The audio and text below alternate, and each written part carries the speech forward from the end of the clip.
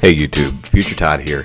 I recorded this video on a fairly routine pilots and Paws flight, and unfortunately it seems to keep happening. I had trouble with the cockpit audio. So what I decided to do is kind of take this opportunity to narrate the flight and cover two different topics. So the first one will be the mechanics of the flight. You know, where are we going? What decisions are we making? How are we pulling this one off? How are we getting Nola here to the Florida Panhandle? And then the other thing I want to explore a little bit is, why do I fly? Why do I fly in the first place? What got me here? What it's like as this journey continues? A little bit of philosophy. Why not? So for this flight, we're taking a dog, Nola, who started in Oklahoma City this morning and is headed to Tampa. The second leg of the journey was from Dallas to my field here, Juliet Victor Whiskey, outside of Jackson, Mississippi. And now she's loaded up and we're heading to 0 Romeo 1, which is Atmore, Alabama, right above the Florida Panhandle. And then I meet the pilots there and they take Nola the rest of the way to Tampa, Florida. So this was a pretty uneventful flight. I had to make a few decisions about weather and altitude, including something that I've been kind of pushing myself to work on a little more, which is going VFR over the top of clouds. Often over the top means the ride is smoother, and if you have a tailwind, most of the time that's flying west to east, but you could have tailwinds in other situations. But if you have a tailwind and you're up in those higher altitudes, for general aviation at least, then it's a good opportunity to pick up some speed. Unfortunately, as the flight went on, the cloud tops kept getting higher and higher, which is always a potential problem as the day warms up and there's moisture in the air. And because I had the dog with me, I didn't think it was ideal to keep climbing to like 9,500 feet or higher. The atmosphere gets a little thinner up there, and I don't know how exactly that could affect the dog. So I told ATC I needed to go ahead and get back down again to stay VFR. And so we started our descent, which kind of funnily enough was something that Nola perked up and noticed as we started to go down there. So from there, the flight was actually a little slower. We had less of a tailwind, and it was bumpy. And all too often these flights will end up a little bumpy, especially in the middle of the day, because we're under those clouds as we tool along, and you just get different thermals, and you're dealing with different rising air convection. So that's part of flying. That's part of flying general aviation and flying VFR. And in fact, that's one of the things that I sometimes ask myself, why do I do this? You can have 60 minutes, an hour, 90 minutes of bumping along at 3,000 feet because that's, your only kind of opportunity to make the flight happen. And one of the things that is certainly interesting about these Paws and Pilots flights is that once we commit to them, we do need to make them happen. Now, you don't want to be unsafe, and I could put down and get a hotel room or work with the coordinators to try to find some other way to rent a car and get this done. But that would be a lot of alternative work that I need to do, that others need to do. If it's possible to make the flight, even if it's a little bumpy, and even if it's not my favorite flight in the world, then it's something that kind of needs to get done, which means, at least on the front end, you need to plan pretty well so that you know what your outs are, you know what the weather does look like, you know how doable this flight is, and then, bear in mind what you want to do, what you want to commit to do with something like this. So it's interesting in the sense of, you don't want to have get there-itis, that classic sense that pilots talk about, where you get yourself in trouble because you decide you have to make it somewhere. At the same time, you're committing to getting something done, and that's a little more than you often do as a private pilot. If you're just flying yourself somewhere, then you really could say, this weather's not working, I'm putting this plane down, I'm renting a car, or I'm getting a hotel room, and I'm waiting, I'm doing something different, going to dinner. In this case, and in some other cases where you're donating your time, you kind of need to stick to a little more of a schedule, and you need to plan accordingly so that the flight gets done. And it's an interesting, an interesting thing to have to do. All right, so the rest of this first leg was pretty uneventful. The only real challenge I had to deal with was that this airport, Atmore, didn't have any weather reporting of its own. So I had to listen to the AWOS at Bay Minette, Alabama, which is about 21 miles away, and kind of extrapolate from that. And the upshot of that was that there was a little bit of a crosswind. So I took that into account for my landing, put in my crosswind corrections, and doing my best to maintain center line. You can just detect here in the footage where the upwind wheel comes down first, and then the downwind main, and then the nose. And you'll see me fighting for center line. You get pushed over to the left a little bit there if the wind's coming from the right. So you got to fight for center line. I'll leave something else here in the footage because it speaks to one of the frustrations of aircraft ownership. Watch this as the nose wheel gives me a shimmy, and you can just kind of see a general shaking of the plane. I'll put a little audio in here too. This is something that I've experienced occasionally with this plane when I come in for a faster than usual landing, which is something that I'll sometimes do at larger airports or when there's a much longer runway, and it just helps me stay in the flow of traffic so I'm not getting in the way of a big jet, or I can get down to the next taxiway or whatever. So usually you want to bring it in at exactly the right speeds. You can come in a little fast with this plane and kind of touch it down and ride it down the runway a little bit, which is nice, but that's when I would see the shimmy. But over the past 2 flights, and honestly, since my annual this year, which cost $5,000 already as it was, the shimmies seem to get worse. So here I am in Alabama thinking I need to talk to my mechanic as soon as I'm back in Mississippi. But anyway, from there, I hand off the dog to the next pilots. They give me the lowdown on the FBO, which includes free ice cream bars. So that's cool. I had to have one of those, make a cup of instant coffee. And as I do in those moments, I recall to myself that if I had decided to spend a ridiculous amount of money on golf as a hobby instead of on flying as a hobby, then the coffee would be much, much better. But in fact, when you play golf, you can drink a beer. Neither of those is true about flying. The coffee sucks, and no beer until you get home. So anyway, after a little R&R, I check the weather, I refuel, I set the GPS and the radios, and for flight, taxi back to take off on runway 18. And as I pull up at about 55 knots, there's a touch more wheel shimmy. I'm not happy about that. And then I pull up to VY about 70 knots. I get to 300 feet below the pattern, turn crosswind, and then I turn downwind, and then I make a radio call, and I tell everyone I'm leaving the pattern to the north with the turnout to the west. So for the flight back, I decided to go at 3,000 feet, and the reason for that is that it would be below the 3,500 feet that someone might be traveling east, and it's low enough to stay under these clouds, but it's also a westerly heading and altitude at which I will get the least amount of headwind as possible. It would be appropriate for me to go to 4,500 feet or 6,500 feet. You want to go even plus 500 when you're flying VFR to the west. But if I did that on this flight, I'd be facing a headwind that was 10 to 12 to 15 knots or worse, which would just slow things way down. If I had a faster plane, then maybe those headwinds wouldn't seem so daunting, but I don't have a faster plane. So I stay here at 3,000 feet, totally legal. You can do that with VFR. I actually call up to Pensacola Approach, which is who I was talking to when I came into Alton. But they tell me to go ahead and call Houston Center to set up my flight following. So I wait a little bit just to get a little closer to Houston Center. I do that, and they give me a squawk code, so I'm setting up my transponder, and then the control tells me something that I've actually heard from a couple different controllers over the last few weeks, which is they can't see my mode C, which means in English that they aren't getting altitude reports from my transponder. And so what he tells me is I need to report to ATC whenever I'm changing altitude. On a VFR flight, when they are getting your mode C, then I guess they don't care as much because they're always seeing what your altitude is. But since they're not seeing that on their screen, they wanted me to report my altitudes. So guess what? Something else I get to talk to my mechanic and the avionics guy about. We've actually been talking about it for the last couple of weeks. On this flight out to Florida or to Alabama, the avionics guy was monitoring what was going on as I took off, and he was getting a signal off of the transponder. So we're supposed to talk about that here in the next little while to see what the answer is for that. So strike two when it comes to owning an airplane and getting through your annual, and you've got other things that you get to worry about.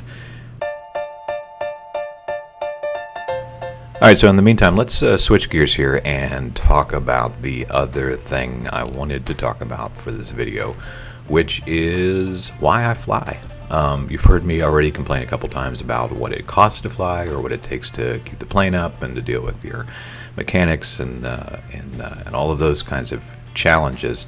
There are costs and there are frustrations, but there are some things that make this hobby, make this avocation worth the effort. So let's talk about those. In fact, I'll do a list. Like I love to do my lists. All right, number one, the reward is often in the work. Something that I do actually enjoy about flying is planning the flight ahead of time. I like, watching the weather, learning more about weather, making the decisions about where to go, what altitude, what route to take, and then kind of having that experience and of doing it, and then making new decisions based on that experience. So, earlier in my flying, once I had my private pilot's license but hadn't done a lot with it, it was rewarding just to know that I could go, that I could make a flight plan.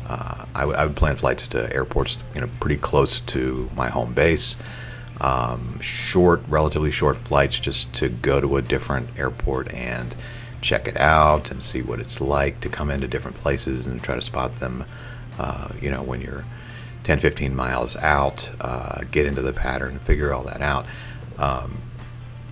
And just to have the different experiences, to kind of incorporate into my decision making as a pilot.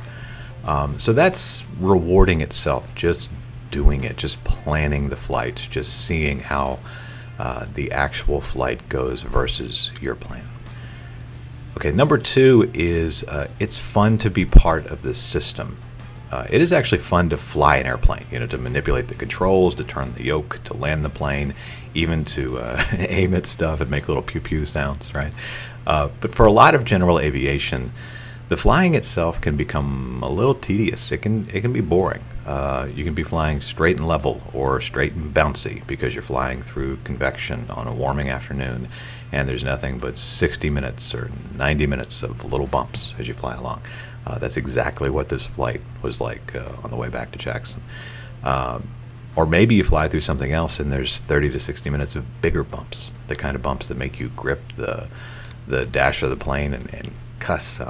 Like, what is going on? Why am I doing this? And during these more tedious times or challenging times, part of what is fun about being a pilot is being up with ATC and listening to all of the activity while, kind of listening for your tail number to come up so that you're fully participating, so that you're, doing the right thing and you're active.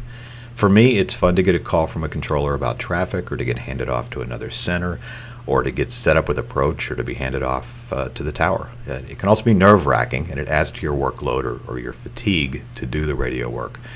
And on longer cross countries, when you're just trying to get a couple hours down the road and you're trying to listen to your iTunes, but you've got flight following going on, if you get on a busy frequency, it's going to cause that music to dip every few seconds as somebody else comes on and says something or a controller says something. But overall, that radio work is something that's very rewarding. It's rewarding to practice it. It's rewarding to get better at it. And then it's just, maybe it's a little difficult to describe, but for maybe folks who don't have their license yet or haven't spent a lot of time but are thinking about it or just getting started, yes, the flying, the turning, the landing, even the stalls, all that stuff is fun. But a big part of the fun is actually being part of the system, being a pilot in the national aviation system, right? So number three, flying is fun too. And, flying a Piper Tomahawk, a little two-seater with whatever it is, 112 horsepower engine, isn't probably fun in the sense that I imagine flying a T-38 or flying even an RV-8 could be. You're not strapped to a rocket. You can't do much in the way of aerobatics. But it is fun to fly in one kind of universal way that other planes are fun to fly. And that's that every flight has something a little scary in it. And getting over and through that, in a sense, mastering it, is a lot of fun. Now, not every moment is scary, of course, but when you first put in the throttle, you're lined up on the runway, you've got your numbers ready, you're looking at your engine to make sure that it's in the green, and you put up that throttle. Well, here you go. In fact, you probably, or you should have just briefed everything that could go wrong. So some of those could go wrong things are in your head. When you pull up off the runway, you pull back and start pointing that nose to the sky, and maybe the crosswind catches you a little bit, and then you get weather vaned out into the winds or something like that. Even as you crest some cloud cover, and wonder if the plane's going to be able to get high enough to top these ceilings, or if you're going to be able to stay VFR, that's a little scary, and it's a little bit of fun, There's other fun flying too, like almost purely fun flying, like tooling along over your own city and spotting landmarks, or flying along the coast and looking down and just seeing something beautiful and thinking about, wow, it's amazing that we can do this, or seeing a familiar mountain from the sky. It can be fun, in my own experience, to pull off the adventure of getting all the way back from Wisconsin to Mississippi with just one fuel stop, and it's still daylight out, and the flight took a little while, and it was a little bit of effort, but I could convince myself that it was faster to fly myself than it would have been to take an airliner through Dallas and to wait on the baggage and all that kind of stuff. So that could be fun too.